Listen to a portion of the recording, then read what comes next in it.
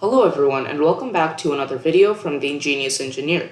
Today, I'm going to be showing you how to use photoresistors. Photoresistors are small, cheap, and very easy to program. They are used to measure ambient brightness. Photoresistors can be used for a wide variety of devices and are most commonly used in mobile phones to set the brightness of the screen to a comfortable level based on the ambient brightness. In this video, I'm going to program the photoresistor to change the brightness of an LED.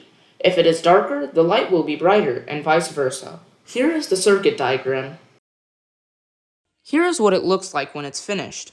The photoresistor is over here, the LED is over here, and the power source is connected through this cable. If I cover my hand over the photoresistor senses less light, and the LED gets brighter. When I raise my hand, the light comes back in, and the LED gets darker.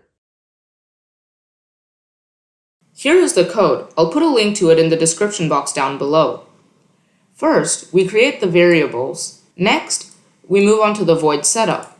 This line of code tells the Arduino that the LED is connected to pin 9, and this makes sure that the LED is turned off every time the Arduino restarts, just for safety. Next, we move on to the void loop.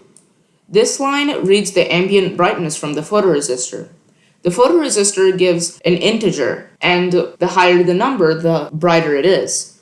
I found that outside in the sun, the value is around 1200. However, the LED only accepts a value from 0 to 255, 255 being the brightest and 0 being off. And so we need to do some calculations to convert that number. Next, we just set the LED brightness and delay 10 milliseconds. The code is very simple and can be used for a variety of applications. I hope you enjoyed the video and learned something new. Please leave a like and subscribe, as that would help me make more useful content in the future. Thank you for watching and see you next time.